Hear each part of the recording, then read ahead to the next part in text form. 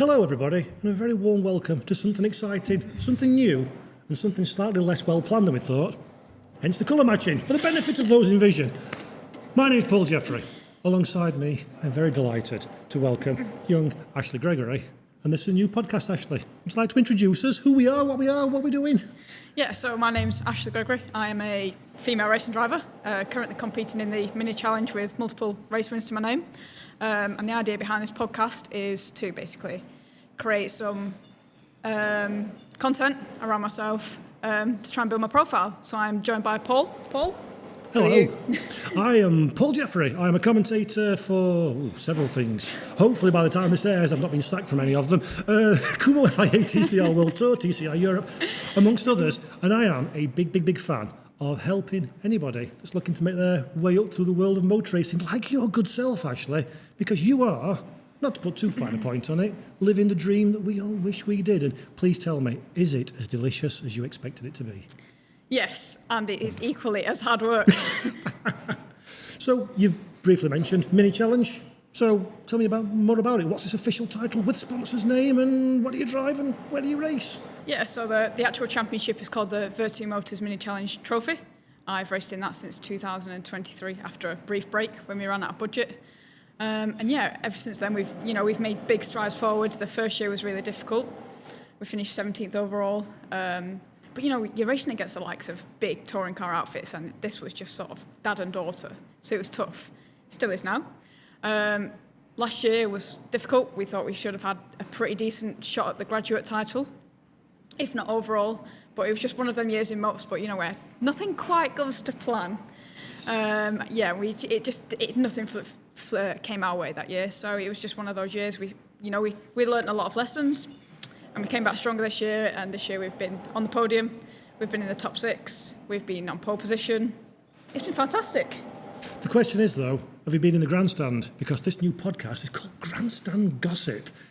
And this is another new adventure, isn't it, where, what's the plan? We're going to have people in, or we're going to wax lyrical about films? What are we doing? What are we here for? Yeah, so the idea is we're going to interview multiple people within the motorsport world, whether that's creators, other competitors, people within the sim world, people within different forms of motorsport. We want to talk to everyone, and get their thoughts on motorsport from different perspectives. Yeah, absolutely. And of course, this podcast is going out both in visual and in audio. So for the benefit of those that don't have visual, we're here at Simply Race. There's some beautiful racing rigs around us and sim racing, Ashley. And I'm sure we'll talk about this one over the course of this podcast series. It is very important, more so arguably now than ever before for a driver. Do you use it? Do you like it? Does it add any value? Yeah, totally. So sim racing is something that's massive. It's a whole different sport in itself, to be honest with you, true. Esports and motorsports. It's something that I haven't really done much of. I actually got a sim a month ago.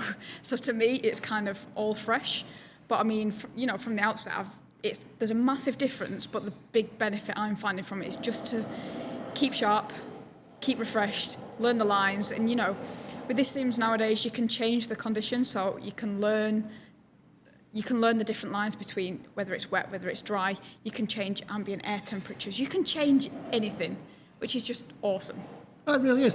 So, obviously, we've got all this kind of accessibility and stuff, but the real question is, the important question that we ascertained before we came on air is, you don't know who's in the Beatles.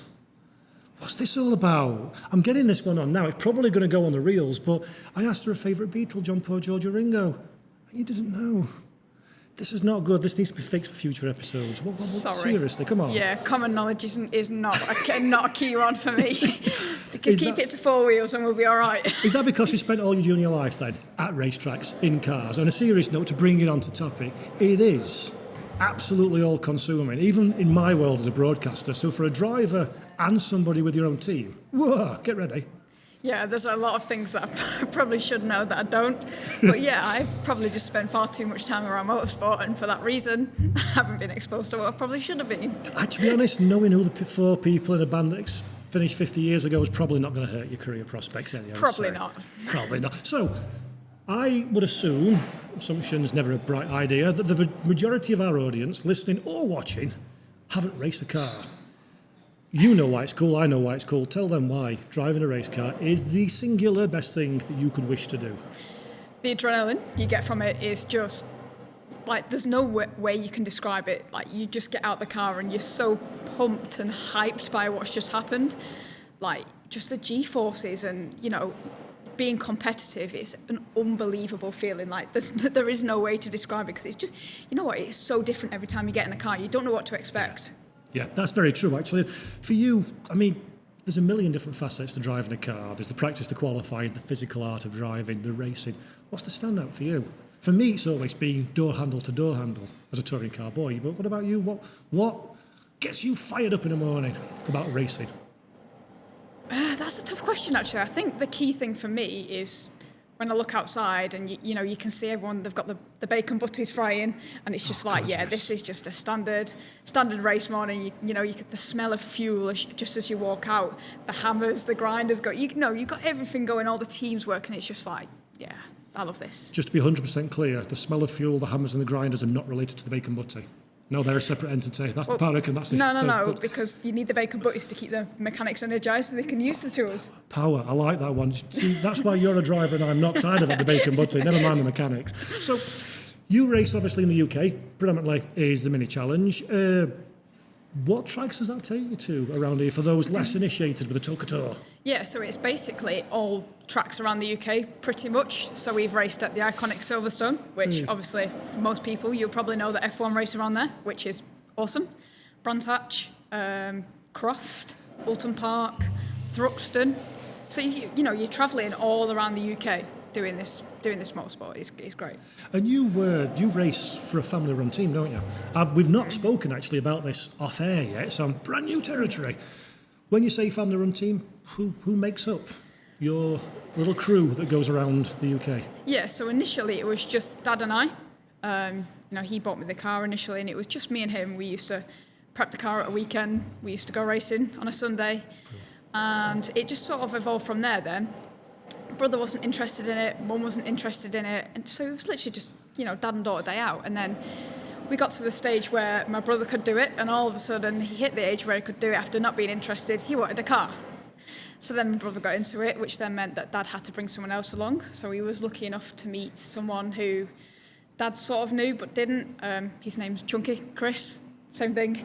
And he came along and started being a big part of it. And obviously it turned into a big family outfit then. So there was just Dad, Mum, brother, Chunky and I. And yeah, that is what makes up my team. So do you find that, I mean, obviously it's going to be a disadvantage in some ways versus the manufacturer teams with a link to British touring cars, but there's also a lot to be said for the agility of being small and knowing each other absolutely inside out. How do you find that dynamic? Is that a good thing, a bad thing on the whole for you? Yeah, it's definitely a 50-50 answer, this one. Diplomatic, I like it. Yeah, so there's a huge advantage I find with it because you're not a number. You know, Dad wants me to succeed more than I want to succeed. You know, he just wants to see his daughter win, Yes, sure. and that's all he wants. And you know, it's the same with my parents, my mum, my brother. They just want me to win. Whereas if you go with a team, you do sort of become more of a number, and that team is then trying to please 5 or 6 drivers instead of just being primarily focused on you. So it's got its pros and cons. Obviously, you know, you've got nothing to compare to and things like that. But everyone wants you to win, and sometimes that is what makes a champion. Absolutely. The mindset is so incredibly important, not just in real racing, in virtual racing, in the world of work, whatever it might be. And how do you, as a young woman in a predominantly male sport, you on your journey into that sport anyway, how do you find your place in the world? How do you sort of get in the space you need to be to perform, as you said, at a level that's just wildly high? It's difficult, you know, it's not easy, and it takes a lot out of you. But it's not just me, like I say, it's the team as well. The amount of hours that you go through just to prepare, whether that's on the sim, whether it's in the gym, whether it's talking to a psychologist. Yes, just absolutely. To get your head in the right place. And those are the key things. Those are the 3 key things for me. You know, it's just making sure that I am prepared in sort of every aspect that I can be. And then, you know, if you can be performing as high as possible in each of them elements, you're going to win.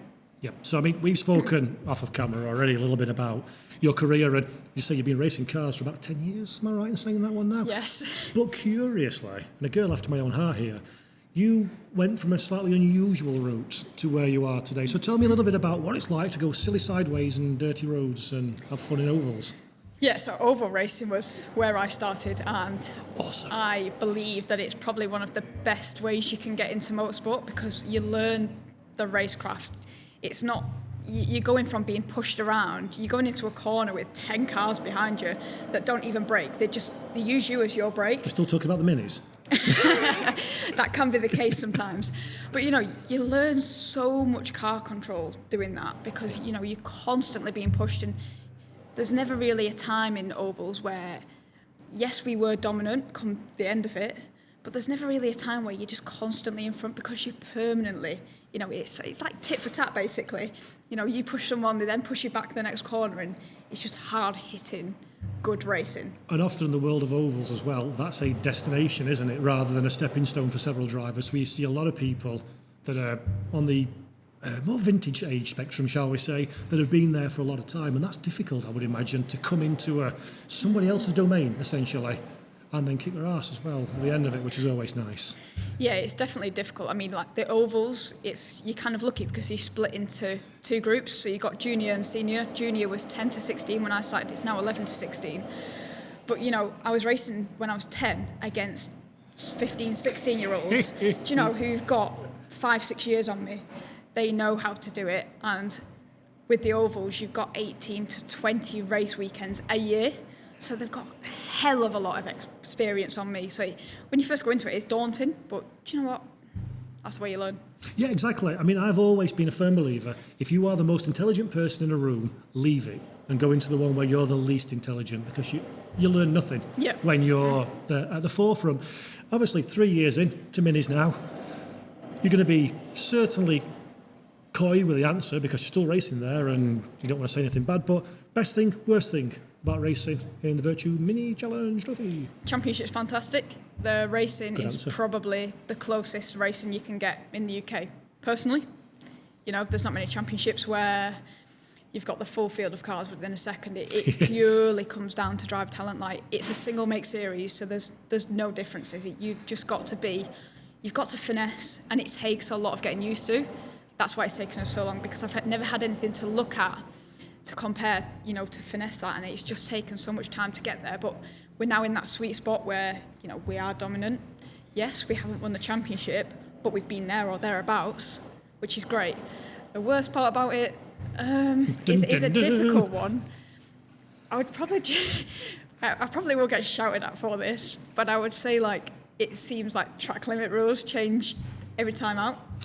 Welcome to motor racing, I'm afraid on that. It's always quite difficult because, you read the blue book and it says one thing, then you read the championship regs, it says another thing, and then you read the final event instructions and it says something else. And then you get to the event and none of that even applies. And it's so difficult to just understand what you can actually do and what you can't, because as a privateer as well, if you've got a team of 5 cars, they're all doing that, but might not have clicked onto that because they're all out together. Yeah. So it's so difficult.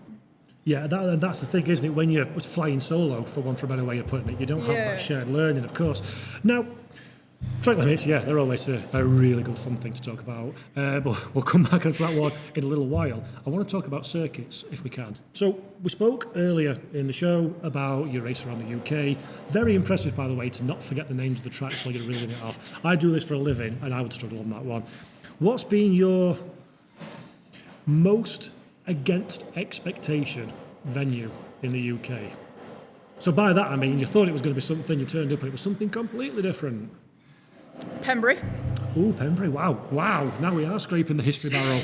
Yeah, so obviously you kind of watch the racing at Pembury on video and you think, it's just going to be like turning up to your standard MSV tracks, Snetterton, Alton, Brands, all them kind of places, and you turn up and it's the middle of nowhere. There's absolutely zero facilities. You've got zero internet connection, and it's like, where am I? And then you go out onto track, and there's bits where it's like a great track, and then there's other bits where you literally feel like you're on a rally track, and it's like, nice. Am I actually on a circuit here? Have you ever raced Anglesey before? I have, once, and it's where I did my ARDs. But yeah, literally, in my whole time of doing circuit racing, I've literally only been able to race it once, which is pretty sad because it's such a lovely place. If anybody from Anglesey Circuit is watching or listening to this podcast, both of us would like to drive around there, so feel free to reach out. No, it's a great track, Anglesey. It's so underrated as well, isn't it? It's hardly ever in anything, really, I suppose, nowadays. Yeah, I think it's such a shame that the paddock's so small, but, you know, if they could make that paddock bigger, it would thrive, you know. Just coming over the crest there, I remember back in 2019, and just like, you've got the sea right in front of you, and it's just, it's so scenic and beautiful, and the track is phenomenal, you know, it's not kind of just like a boring turn right, turn left, yay. It's like up, down, left, right. You've got everything. Sector 1 and 2 is like Portimao, isn't it? And then you get to the Mickey Mouse bit at the end, but still an incredible track. And from your racing side of things, obviously we raced ovals back in the day, racing minis now, but you had a relatively recently, a very exciting testing something a wee bit bigger and a hell of a lot smokier. Tell me all about this, because this is like, I like these. Yeah, so Brands Hatch has, well, recently just gone for us. It was 2 months ago now. And I got the opportunity to go out in a British truck in free practice 1 and 2, which came very unexpected, but obviously I was very grateful for the opportunity because it's something that I think maybe a lot of drivers probably look up to but will never get there. Quite literally look up to as well, being really hard. Yeah, luckily for me, I got my Class 1 licence when I was 18 and I've always had a serious interest in trucks. And the opportunity came along and do you know what, I said to my dad, can I go and do it? And he was like, no, absolutely not. And I was just like, in my own head, I was like, but I really want to do this. I really, really want to do this. And then when it came to it, it was like, right, I'm going doing this test, Dad. And, you know, he supported it in the end. And, you know, we got there and I literally had like an hour to learn how to drive this truck. With 16 gears. Nice. Back to front gearbox. Nice. About 20 million switches to the right of me, and you have to like find a step ladder to get in. And I was like, oh, what have I done? Like maybe my dad was right, but honestly, what an experience! Like just to race such a thing, you know, such a big thing. For the benefit of those not watching this one in Vision and listening, Ashley's a 20-year-old young lady who's about 3 foot tall and a stone wet through in a super racing truck. Now, if you don't know what a racing truck is, it is a truck, like you see on the motorway, but what, 1,000 horsepower are they? Something along those lines? Yeah, so the one that I went out in was 750, so it was slightly down, but the Division 1 guys are 1,000 horsepower plus, which, you know, you think about that as crazy. Yeah, I mean, again, we're both motor racing nerds here, so I never assume the audience knows as much as we do about the various foibles and different racing. But yeah, if you've not watched truck racing, folks, watch it. It really, really is cool. And this is like the longest and most broad question in the world. What's different between a truck and a mini? Ha, sarcastic answers. The size. Yeah. Do you know what? It took me by surprise, if I'm honest. When I went out in it, I thought, this was going to be really difficult. Obviously it was. You know, it's not an easy thing to learn. But I thought, like, going into Paddock Hill Bend, turn 1 at Brands, I thought, literally, this thing is going to feel like it's about to roll, which is what you would naturally expect. And I got in it, and it was like, you could literally drive it like a Mini. Really? Genuinely, like, you just brake and, like, it was just set up phenomenally. Like, it turned how you would want it to. The brakes were brilliant. Do you know what I mean? Like, you would expect that there'd be a massive dead zone on the steering because of how big it was. Honestly, there's none of that. It was phenomenal. So between now and the end of your career, you're no longer in driver briefings allowed to say it handles like a truck, because that's actually positively more neutral than the Mini that you're driving. So that's not a bad thing. No, not at all. So as a driver then, such as yourself, how does one find themselves in these predicaments where just like you do, someone says, here's a key to a racing truck, have some fun? How does that happen for the 99.9% of the world that's thinking, what? Really? How? I think I'm one of those people where I will speak to anyone and I try and build relationships. You know, it doesn't really matter to me what championship it's in or who it is. You never know who you're talking to at the end of the day. You know, that person could be a massive CEO. He could be a massive business owner. He could have a connection into X team. He or she. He or she. And, you know, you've just got to build those connections, and that's where my opportunities have come. You know, I've had numerous opportunities like that, and it's purely just through, you know, I've been up to this person, I've had a chat at a weekend, a couple of weeks later they reach out and go, can you shake this car down for us? Brilliant. And that's how it happens. Shaking cars down, that's a career idea. I can shake cars down, people. So, right, talk to me then about why you've decided to go motor racing, because as you mentioned already, you came in a slightly different angle through the dirt oval racing. Racing's phenomenally expensive, racing's phenomenally difficult, nobody will ever make it, it's only 1 in a billion, all the rubbish that everybody spews out all the time. Why is that BS to you, and why are you going? So for me, when I first started out in motorsport, it was, well, I had a choice. At the time, I was scouted for Lancashire to go and play football. And I had literally just bought a race car, and, you know, we had the family discussion of, you can't do both, which, you know, is a fair point. Why was that even a discussion? Because somebody here thought that they could do everything. Which did happen for half a season, but, you know, you get to that point where you can't, you have to pick one. And I chose motorsport. You know, I felt that I would be able to go further in motorsport. Not that I ever even dreamed of going onto a circuit, but it just seemed more in line with, you know, my dad owns a car garage and a haulage company. It just sort of seemed to fit in better with what we did as a family. And, you know, my brother wasn't into football. None of us were into football. It was more just kind of a bit of something to do after school. So I thought, you know what, let's try and pursue this. And doesn't matter what happens. So why do you love motor racing? I think, like I say, I think it's just the adrenaline of it, and, you know, the atmosphere when you turn up to an event. There's no toxic. You know, like when you go to like different places, there's a lot of toxicness, and you go to motorsport and it just feels like everyone wants to help each other. And, you know, you build so many relationships with, you know, with friends, and that is where all my friends are in motorsport. True, actually, very true indeed.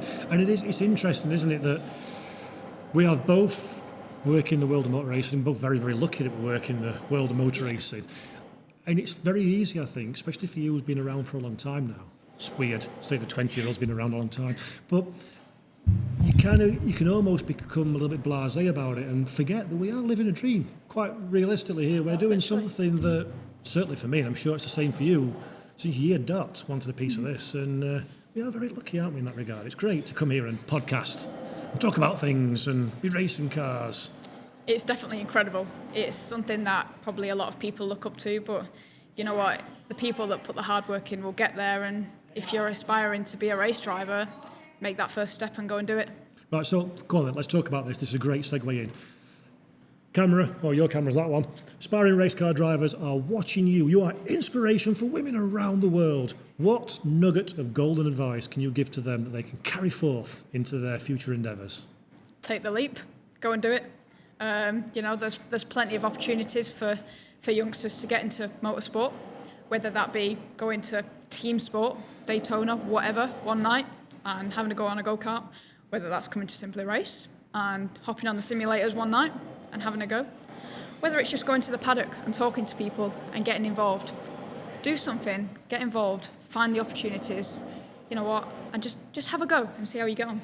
So fast forward our hypothetical scenario, and that person's taken your words of wisdom to heart, and they've now carved an opportunity out, and they're walking into a paddock for the first time. Brand spanking new racing driver. Words of wisdom and advice. I'm sure you made missteps and mistakes and errors. What can you tell them? Here's a thing you straight away don't go and do.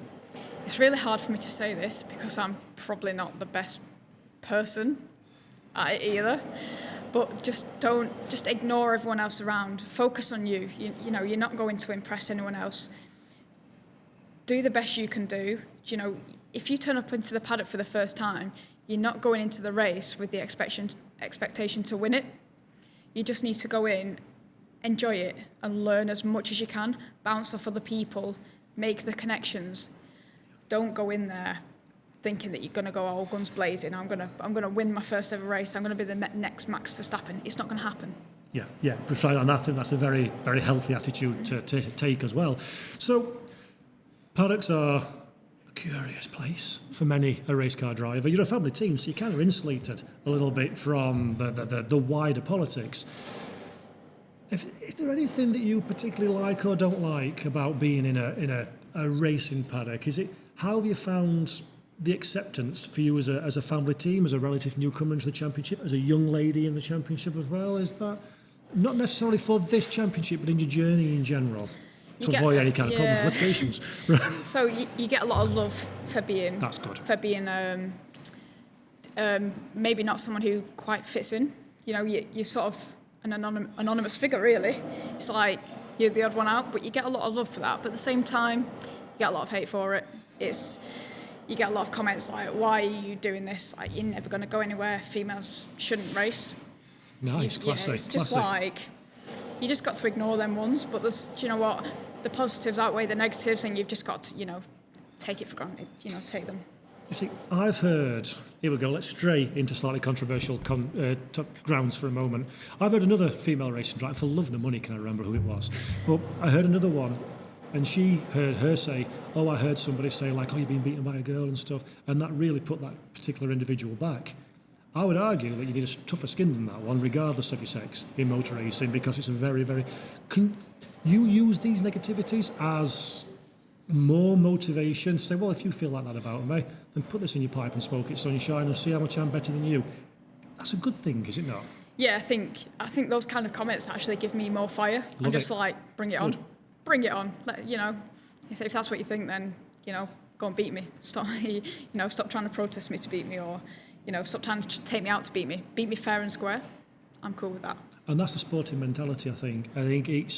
I love it when someone tells me I can't do something. Because that means I go do it, and I go do it with belts on. So that is a positive thing. Now, dynamics of driving a car.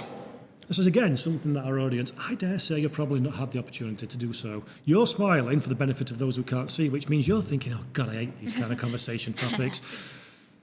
See, I don't care about the technical. I don't care about the slip at the rear, all that garbage. Just how mint is it to drive a race car on racetracks to the limit?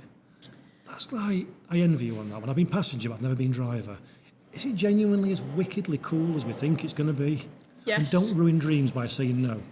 Yes, it is. Like, whatever the best word is in the world, that is motorsport. I like that. So if you had a dream ticket, just don't be boring and pick Formula 1, and I could say, here's a key to any race car ever in history, what would you pick, and why would you pick said race car? I think so. I think, was it maybe last year or the year before, Mercedes released a GT2 GT car, which looks absolutely phenomenal. Nice. It is such a beast, and I had the opportunity to go and work at Nürburgring 24 hours 2 years ago, and I actually saw that car racing, and the sound from it, the pace they extracted from that car was just phenomenal.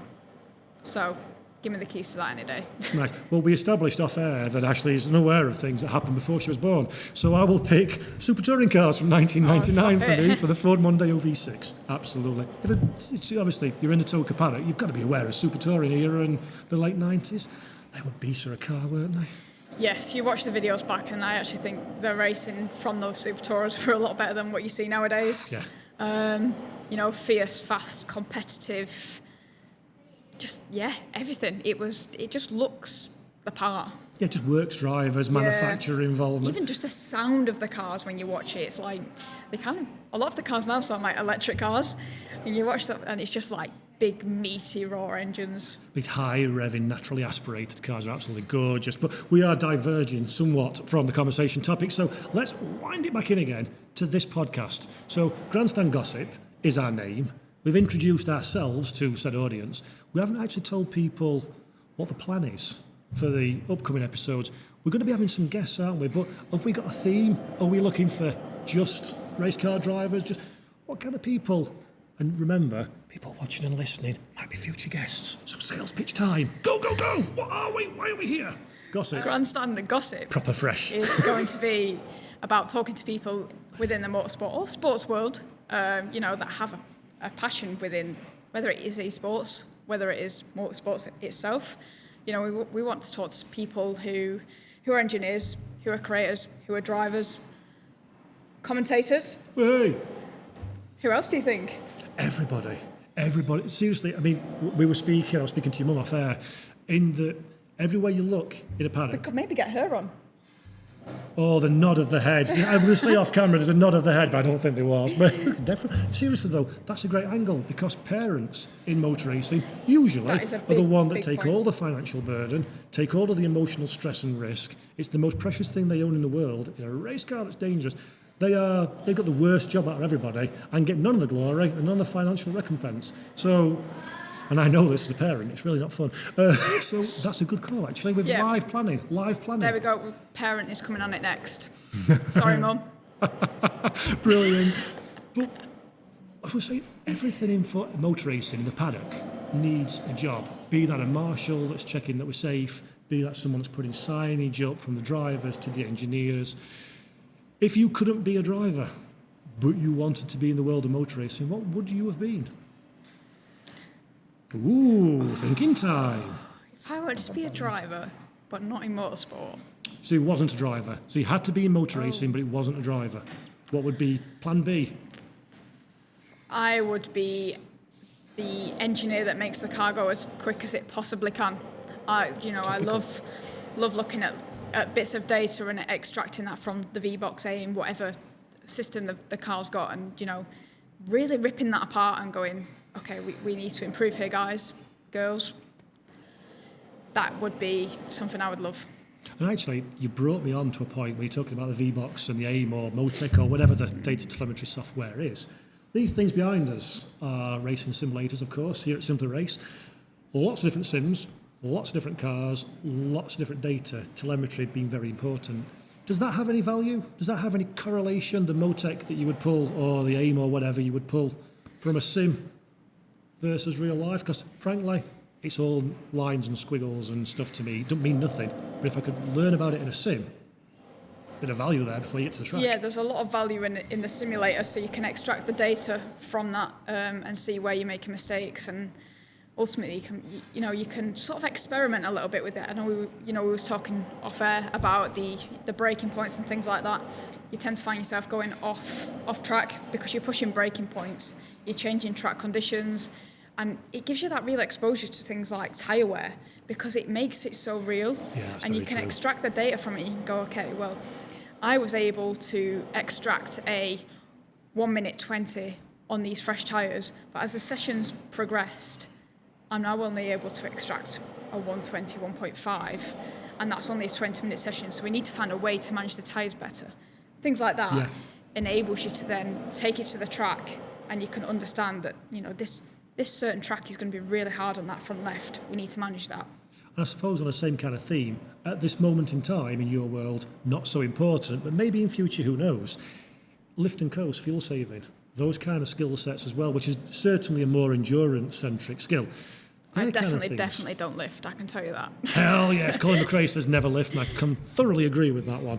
But so obviously sim racing, we're in a sim centre, we've got the rigs behind us, and it's ever increasing in importance. From your world, from drivers, your kind of age range, in minis or wherever, what's the feel? Do they recognise the advantage, and are they using it appropriately to give them the head start, do you think? Yeah, I think it shows how much motorsport is evolving with all the opportunities that are arising, for a race driver to train on that. But it does come with its pros and cons. Do you know, like, on a simulator, you can just press reset and go again. In real life, you've got a 10 grand bill for crashing that car there. So there's the pros and the cons, and you've just got to weigh that up. You've got to be harsh on yourself, and you've kind of got to talk to yourself in a sense and be like, no, treat it like a car. You can't. You're never going to drive a real car like that. So why drive the sim like that? So yeah. See, I've always found it interesting. Talk to a lot of people about sims, and they go into a corner at hairpin at 200 miles an hour. It's like, your real car wouldn't do that. So why are you doing it on the simulator? Because it's on a screen doesn't mean that it doesn't correlate, and I find it quite peculiar. That yeah, I mean, like when I first started sim racing, which, like I said, it was literally a month ago, I was struggling. Welcome. I was literally struggling through turn one, and I phoned someone up, and I was like, right, what do I do through turn one? And he went, yeah, you just need full lock. And I was like, never in this world would I go through Paddock Hill Bend on full lock. It ain't happening. Right, so let me have your number at the end of the show, and I will ring you and tell you a million reasons why the sim you're using to full lock is not the right sim for you. So before you just mentioned then that you had the interest in sim racing, Have you done much commentating around that, and what is your thoughts on that as a commentator? It's interesting actually, because I come from the world of sims. I'm still relatively new in the world of motor racing. So all my commentary experience, all my broadcast and TV experience has come through sim. And it's a fun story. My first ever real commentary was at Portimao in Portugal. Beautiful track. And it's for touring cars. So in sim racing, at home I've got 6 monitors. We can see the live feed, the live timing. I've got chat to the producer, chat to the stewards. The producer can show me any camera angle he so wishes, inside the car, blah, blah, blah, blah, everything. And you get used to that one. Qualified started for my first race, real race. I've got one screen, it's about yay big. For the benefit of those not watching, that's very, very small, laptop size. One live timing screen, it's got another picture of live timing, picture in picture, so I can't read it. And the first car came out of pit lane, no information on the screen as to who it is. In sim racing, it'll tell you on the top, it'll tell you on the bottom, you'll know. My God, it's harder. To commentate in real life racing is exponentially more difficult than it is in sims, which is completely the polar opposite to what I would have thought. So there you go, that's an insight for you, gang. You would have thought so. But I do get where you're coming from. Do you know, like in real life, you tend to find in a lot of the GT world, like you may have 2 or 3 cars that are going around and they're identical. Yeah. And it's really hard. Like a matching livery, that does make life easy. Literally, like it's so hard to differentiate though, because like the only difference between the cars will be like their wing mirror colours. If you're lucky. Yeah, and it's I can imagine how difficult that can be. But it is fun though, because like again in sim racing, you've got to. This is where it kind of relates back to your motor racing side of things, where we talked about setup, we talked about training. Exactly the same for a broadcaster. So in the olden days, back when I were a lad, if you wanted to be a commentator, you would go to your local Saturday and Sunday weekend track and commentate on the race, and then you're done until you get another gig. In sim racing, if I was so inclined, I could commentate on 5 races a day, every day, 7 days a week. There's that much of it all the time. Wow. So realistically, a bit like you were saying about shortcutting the learning for driving, same with broadcasting. I had a few people question why I got straight to the top in my first job. So, well, no, my first job in real motor racing, but in sim, I've done 10,000 broadcasts in sim. So it's using technology for the real world and how you can marry those up and take those advantages. And it goes back to what we were saying, actually, about your cohort of drivers. Do they garner everything they can from a sim? You've got to snap up every bit of opportunity and advantage, don't you? Yeah, that was a key thing I was just about to say, actually. It really goes to show how many opportunities there are, not just from a driver's perspective, but, from your perspective as a commentator. Like, the opportunities are huge in sim racing. Oh, yeah, I wouldn't be here today. No shadow of a doubt, I wouldn't be here doing this today if it wasn't for sim racing. There's no way. I don't come from motor racing. I most certainly don't come from money. So this would have been... Couldn't tell. Yeah, exactly. That top's from Vinted, isn't it? It's matching Vinted top. Yeah, because I've put weight on, unfortunately, and none of my clothes fit.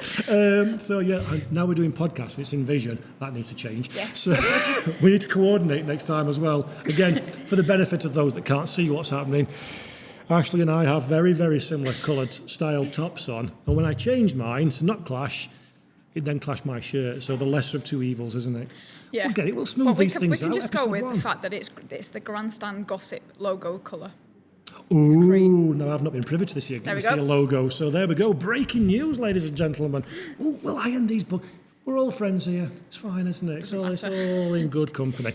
So 2025 is now in the rearview mirror, and 2026 is right around the corner. What's that got in store for you? Without giving too much away, of course. Yeah, obviously I can't give too much away at this stage. But wow, you're a riveting host. I'd be lying if I said I hadn't signed a couple of NDAs for next year. Ooh. So we've got some exciting things in the pipeline. Hopefully that will entail me moving up the ladder. I'm not entirely sure where exactly that will be, but the aim is to move up the ladder and, take the racing now to the next level. I've done minis. Well, I've been racing a mini for 10 years. I want to do something different. So slight hint for you, but we'll see. Oh, now that's piqued my interest because there's the ladder's quite well defined. So very interesting indeed.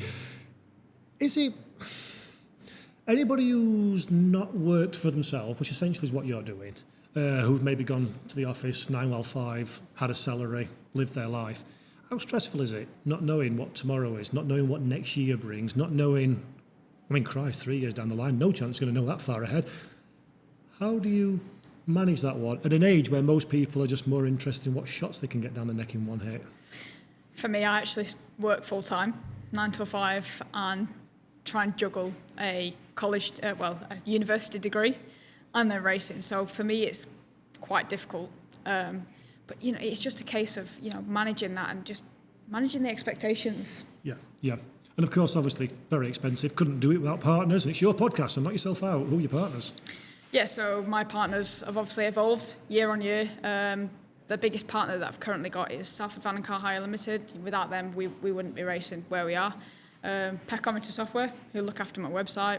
Clarius, which are automotive manufacturers of aftermarket exhaust. If you need an exhaust, go to Clarius.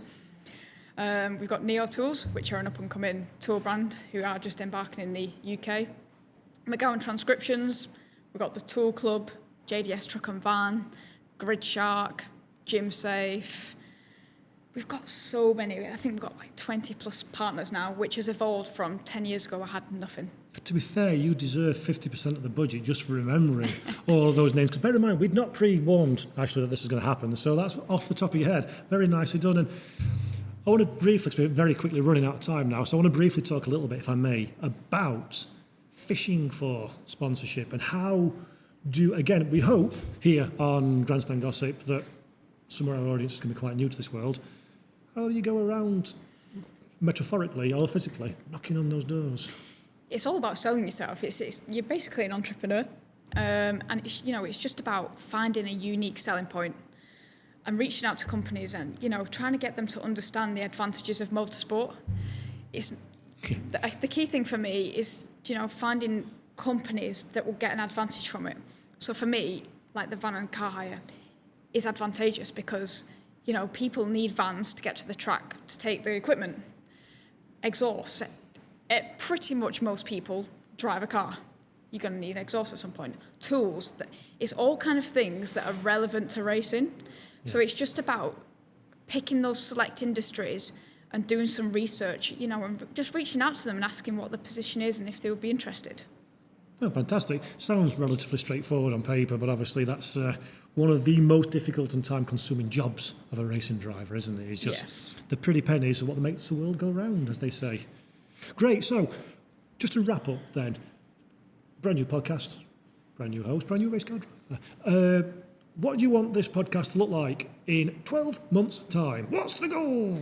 So the idea behind this new podcast is to basically promote myself, Simpler Race and AK Esports, build all of our brands, and ultimately gain a bit better following. The bigger following we can all get, the better it is. Yep, completely agree on that one.